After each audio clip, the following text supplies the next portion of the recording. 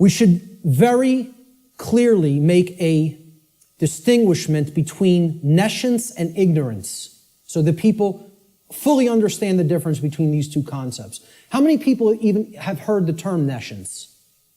Very few. This is a word that has practically been sanitized from colloquial English, practically been sanitized from the English language. And there's a reason for that too. There's two contexts to not knowing something. The first context is nescience. Okay? Nescience comes from the Latin. The prefix ne in Latin means not or not present or absent. Okay? And then sciere in Latin means to know. It's where we get the word science from. Okay? So you put them together, and nescience, it actually, those two roots form another word, nesciere. Nesciere in Latin means not to know, to not understand. But there's a connotation to it. It means to not understand because the specific information that you may be having a desire to understand is completely absent. It is not present, and you cannot actually aggregate that information. You can't bring those pieces of grammar together to form the sentence. Okay? It's not present. Okay, so you don't have it at all. It's unattainable. This should be clearly delineated from ignorance. Now, nescience is not someone's fault. The information just isn't there. Okay, you can't be blamed for nescience. There is no blame in nescience. The person who is nescient is not to be blamed for being nescient. The information simply wasn't present so they could take it in and then come to understand it. Ignorance carries blame. This is another thing. People want to think in the New Age movement there's no such thing as. Nobody's to blame. And that goes to that there's no cause for anything that's happening, as you'll hear a lot in the New Age circles. Okay? I very strongly put down these notions, or attempt to. Okay? There are causes and effects. There are people who are responsible for what is happening. There is blame. Blame exists. Okay? There are people who are culpable. We're going to talk about moral culpability later. So ignorance has blame attached to it and responsibility attached to it. Okay? It comes from the Latin verb ignorare in Latin. And this means not to know, just like nescience means not to know, but in a completely different connotation. The connotation of ignorance means you don't know even though necessary information is present and right there before you because you have willfully refused or disregarded that information.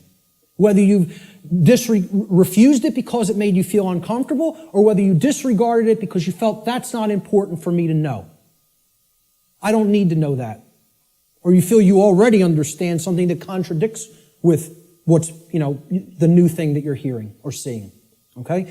So when you willfully disregard something, okay? If I wanted to willfully disregard the gentleman sitting in the front row, he's present. I could just pretend he's not here and ignore him. That's what ignoring is. This is why I try to say to people, the impact of the word is almost lost to us, of the word ignorance, because of the way it's pronounced. I tell people, start pronouncing it ignorance.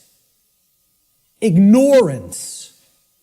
Then people will hear the word ignore in it. And the connotation becomes clear. It means you're ignoring it. Ignorance. Okay? That's how I like to say it now. Because the connotation is clear that way. The information is there. The truth is there. And somebody wants to ignore it completely. Now, that is inexcusable. And there is blame that is attached with that. So what I ask people all the time is, do we have a nescient society? Or do we have an ignorant one? Do we have an ignorant one? Is our society ensconced in nescience, or is it ensconced in ignorance? I would argue absolutely that we are ensconced in ignorance in society, not nescience. I think we are drowning in information. I think we are drowning in the truth that is all around us.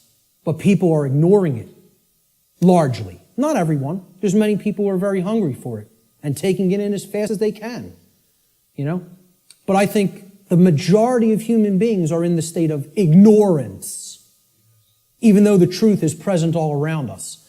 And that constitutes what Art talked about earlier, this consensus trance, which people in the so-called truth community or truth movement have likened to sleep. They say that they are asleep. I liken it to hypnosis. If you look at the origins of the word hypnosis, right, it means suppressed knowledge. It comes from Greek. Hypo means under, as in hypodermic, under the skin. And gnosis means knowledge, the suppression of knowledge. Hypo means suppression also, under and suppression. So hypnosis is the suppression of knowledge. And that's the state that these people are in. And it's done by themselves. It's not, see, we have to stop looking at this as a victim relationship. This is a willful choice. In a time of overwhelming information available at people's fingertips, the truth being ignored is not an option. It's a willful decision that people are making. And it's a decision that they should be held accountable to because of what is going on, that they are ignoring, what they are allowing to go on in their name and not saying a thing about it. Content to let evil run amok. All right?